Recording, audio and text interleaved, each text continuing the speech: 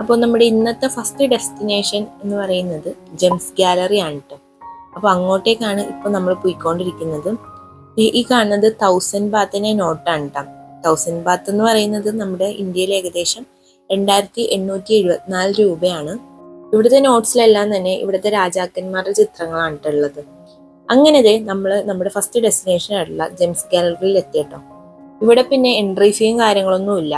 അപ്പൊ നമ്മൾ എൻട്രൻസിലേക്ക് കയറുമ്പോൾ തന്നെ ജെംസ് ഗാലറി പട്ടായ എന്നും പറഞ്ഞ് എഴുതി വെച്ചിട്ടുണ്ടായിരുന്നു. നമ്മളവിടെ കയറി ചെല്ലുമ്പോൾ തന്നെ നമുക്ക് ഇങ്ങനെ ഒരു സ്റ്റിക്കറൊക്കെ ഒട്ടിച്ച് തരും കേട്ടോ. അതിനുശേഷം നമ്മൾ ഈ ക്യൂയിൽ നിന്നിട്ട് വേണം ഈ ഒരു ട്രെയിൻ പോലത്തെ സംഭവത്തിൽ കയറാനായിട്ട്. ലക്ഷങ്ങളും കോടികളും വിലമതിക്കുന്ന ഓരോ സ്റ്റോൺസിന്റെ ഉത്ഭവവും അതെങ്ങനെയാണ് നമ്മുടെ കൈകളിലേക്ക് എത്തുന്നതും എന്നുള്ള ഓരോ പ്രോസസ് ചെയ്ത കാര്യങ്ങളാണ് നമ്മളിപ്പോൾ ഈ ഒരു ട്രെയിനിലൂടെ പോകുമ്പോൾ കാണാനായിട്ട് പോകുന്നത്.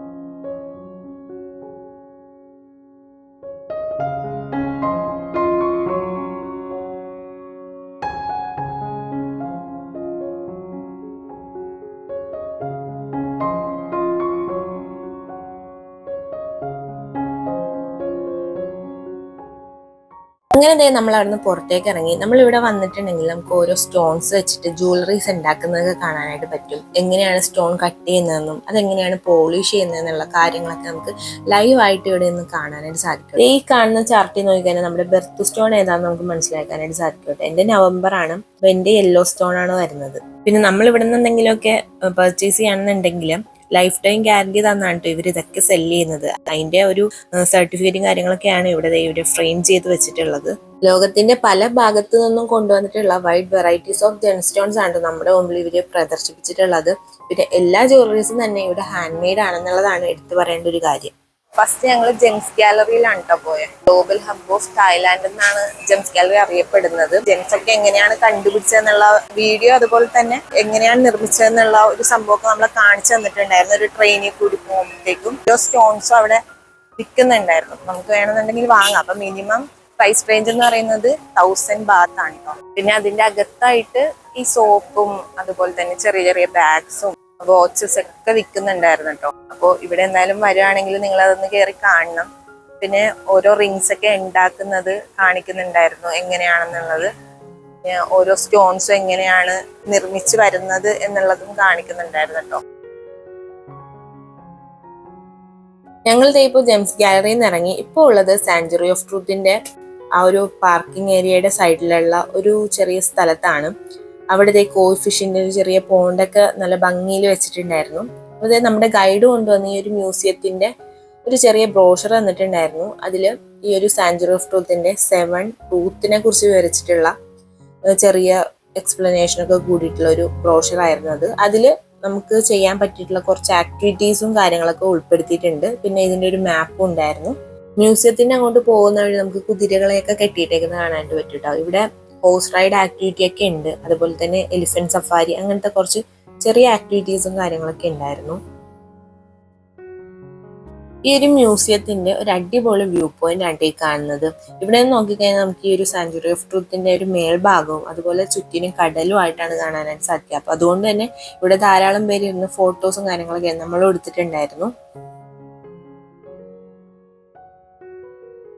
എന്നെ കൂടുതലും അത്ഭുതപ്പെടുത്തിയ ഒരു കാര്യം എന്ന് പറയുന്നത് ഈ ഒരു മ്യൂസിയം മൊത്തം നിർമ്മിച്ചിട്ടുള്ളത് മരം കൊണ്ടാണ് കേട്ടോ. ഇതിൽ യാതൊരു വിധത്തിലുള്ള ആണിയോ ഒന്നും തന്നെ യൂസ് ചെയ്തിട്ടില്ല. രണ്ട് മരക്കഷ്ണങ്ങൾ ഒന്നിപ്പിക്കാൻ വേണ്ടിയിട്ട് ഇത്തരം ലോക്സ് ആണ് അവർ ഉപയോഗിച്ചിട്ടുള്ളത്. ഈ കാണുന്നതെല്ലാം വുഡൻ ലോക്സ് ആണ് കേട്ടോ.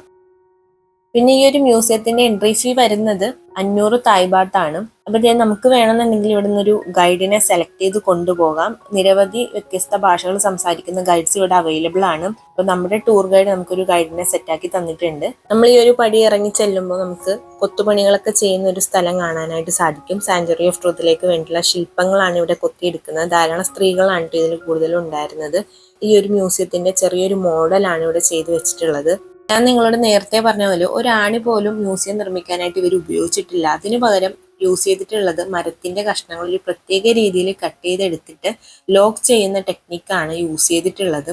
അപ്പോൾ പലതരം ലോക്സ് ആണ് ഇവിടെ നമ്മളെ ഗൈഡ് പരിചയപ്പെടുത്തുന്നത്.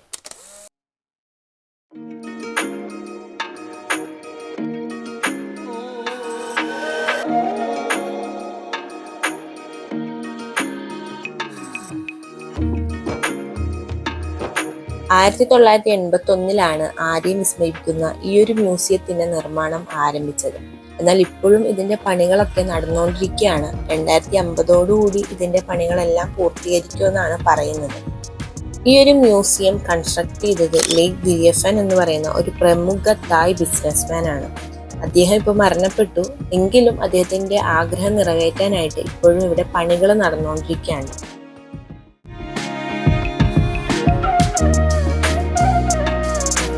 ഈ ഒരു മ്യൂസിയം നിൽക്കുന്നത് 32 ഏക്കർ സ്ഥലത്താണ്. അതുപോലെ തന്നെ ഇതിന്റെ ഉയരം എന്ന് പറയുന്നത് 105 മീറ്ററുമാണ്. ഹിന്ദുമതമായിട്ടും ബുദ്ധമതമായിട്ടും ഒക്കെ ബന്ധപ്പെട്ട ഒരുപാട് കൊത്തുപണികൾ നമുക്ക് ഇവിടെ കാണാറുണ്ട്. ഈ കാണുന്നതൊക്കെ ബുദ്ധന്റെ പ്രതിമകളാണ്.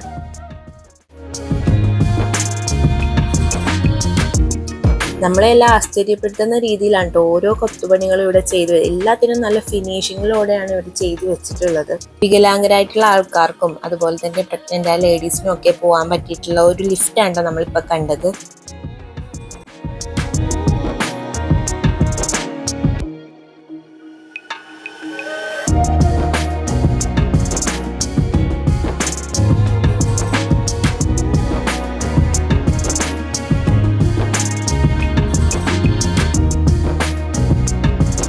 ഇതിന്റെ കൺസ്ട്രക്ഷൻ ഇപ്പോഴും പൂർത്തിയാകാത്ത കൊണ്ടാണ് കേട്ടോ നമ്മളെല്ലാവരും തലയിൽ ഹെൽമെറ്റ് വെച്ചിട്ടുള്ളത്. ഇവിടുത്തെ കുറച്ചു പേരൊക്കെ ഇരുന്ന് കൊത്തുപണികളൊക്കെ ചെയ്തുകൊണ്ടിരിക്കുകയാണ്. ഈ ഒരു മ്യൂസിയത്തിന്റെ ഉള്ളിലേക്ക് കയറുമ്പോൾ ദൈവങ്ങളുടെയും മനുഷ്യരുടെയും മൃഗങ്ങളുടെയും ഒക്കെ കുറെ കൊത്തുപണികൾ നമുക്ക് കാണാനായിട്ട് പറ്റും. അതുപോലെ തന്നെ ഹിന്ദു ബുദ്ധ പുരാണങ്ങളിലെയും തായ്, ചൈനീസ്, ഇന്ത്യൻ, കംബോഡിയൻ സംസ്കാരങ്ങളിലേക്ക് കഥകള് ശില്പങ്ങളായിട്ട് കൊത്തിവെച്ചിരിക്കുന്നത് നമുക്ക് കാണാം. നിങ്ങൾ പട്ടായയിൽ വരികയാണെങ്കിൽ ഒരിക്കലും മിസ് ചെയ്യാൻ പാടില്ലാത്തൊരു സ്ഥലമാണ് കേട്ടോ സാഞ്ചുറി ഓഫ് ട്രൂത്ത് എന്ന് പറയുന്ന ഈ ഒരു മ്യൂസിയം. ഇതിന്റെ ഉള്ളിലൂടെ നമുക്ക് നോക്കിക്കഴിഞ്ഞിട്ടുണ്ടെങ്കിൽ ചുറ്റും കടലാണ് കാണാനായിട്ട് സാധിക്കുന്നത്. അത് തന്നെ ഒരു വിസ്മയിപ്പിക്കുന്ന ഒരു കാഴ്ചയാണ്.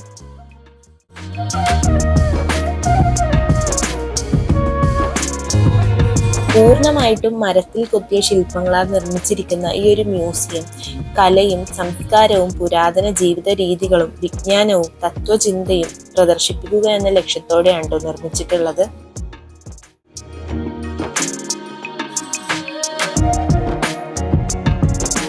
ഇവിടെ നമുക്ക് മുമ്പുണ്ടായ തായ് രാജാവിന്റെ ഒരു പ്രതിമ നമുക്ക് കാണാം കേട്ടോ. ഒരു മനുഷ്യന്റെ ജീവിതത്തിൽ നടക്കുന്ന പല കാര്യങ്ങളുമായിട്ട് ബന്ധപ്പെട്ടിട്ടുള്ള ശില്പങ്ങളാണ് ഇവിടെ ധാരാളം ഉള്ളത്. ഈ ഒരു മ്യൂസിയം നമ്മുടെ ജീവിതത്തിലെ 7 സത്യങ്ങളെ പ്രതിപാദിച്ചിട്ടാണ് നിർമ്മിച്ചിട്ടുള്ളത്. ഒരു കുട്ടി ജനിക്കുമ്പോൾ അവന് സമൂഹത്തോടും അതുപോലെ തന്നെ അവന്റെ ആ ഒരു പ്രകൃതിയോടും കുറെ കടമകളും കർത്തവ്യങ്ങളും ചെയ്യാനുണ്ട്. ആ ഒരു കാര്യങ്ങളെല്ലാം ആ ഒരു പ്രതിമയിൽ കൊത്തിവെച്ചിട്ടുണ്ടായിരുന്നു കേട്ടോ. അതുപോലെ തന്നെ മനുഷ്യൻ ചെയ്യുന്ന തിന്മ, നന്മ എന്നീ കാര്യങ്ങളും ഇക്വാളിറ്റി എന്നിവയായിട്ട് ബന്ധപ്പെട്ടിട്ടുള്ള നിരവധി കൊത്തുപണികൾ നമുക്ക് ഈ ഒരു മ്യൂസിയത്തിന്റെ അകത്ത് കാണാം കേട്ടോ. ഇവിടെ കാണുന്ന ഓരോ കൊത്തുപണികൾക്കും ഓരോ ശില്പത്തിനും ഓരോ കഥകൾ പറയാനുണ്ട് കേട്ടോ. അത് ഈ ഒരു വ്ലോഗിലൂടെ പറഞ്ഞു കഴിഞ്ഞാൽ തീരില്ല. പിന്നെ ഇവിടെ ധാരാളം തായ് ട്രഡീഷണൽ ഡ്രസ്സസ് ഒക്കെ വിൽക്കുന്നുണ്ടായിരുന്നു. അപ്പൊ നമുക്ക് വേണമെന്നുണ്ടെങ്കിൽ അതൊക്കെ വാങ്ങി ട്രൈ ചെയ്ത് ഇവിടെ ഒന്ന് ഫോട്ടോ ഒക്കെ എടുക്കാം കേട്ടോ.